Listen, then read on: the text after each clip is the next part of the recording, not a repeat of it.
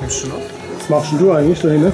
Also was kaum jemand weiß, ist, dass ich nebenberuflich, also neben meinem Job bei Fine Dip auch eine Barista-Ausbildung gemacht habe. Das ist dunkel. Was ist denn ein Barista? Ist das sowas, wieder was Perverses? Ich verstehe dich nicht, es ist so dunkel.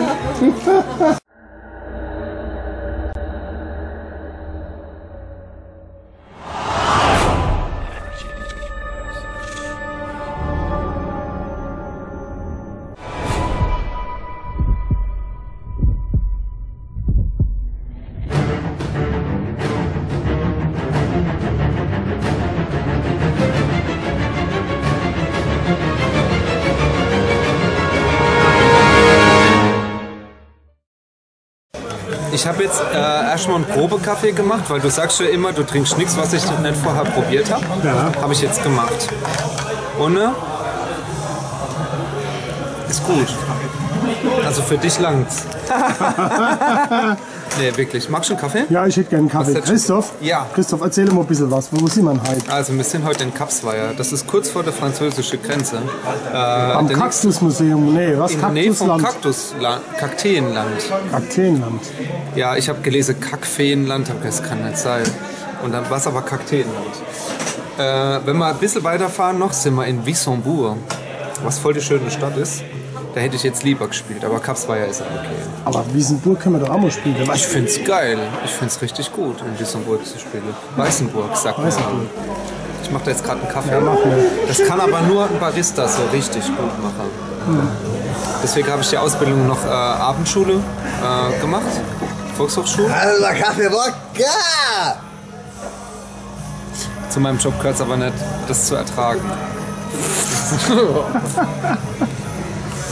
Ja, Gott, lauter volksoffene Ja, Leute. das ist ganz schrecklich.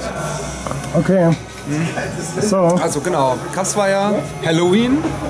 Ich habe mich schon verkleidet, sieht man, gell? Ja, ich habe schon gedacht, du gehst als Captain Abak, oder wie ist es? Aber genau, so ist es. Da bläst er. So sieht's aus. Damit habe ich nicht der Alex gemeint, sondern der Wal. Moby Dick. Du willst dir gucken, nach Kinder zu. Ja und? Ich habe gemeint, da bläst ein Luftballon auf vielleicht. Was hast du gemeint? Wüsste ich gern noch. Ich gucke mal, ob man die... Ich habe deinen Kaffee fertig. Ja, danke. Ich habe Milchschnei. War das falsch? Nee, ist war gut. Hättest du auch gern Zucker?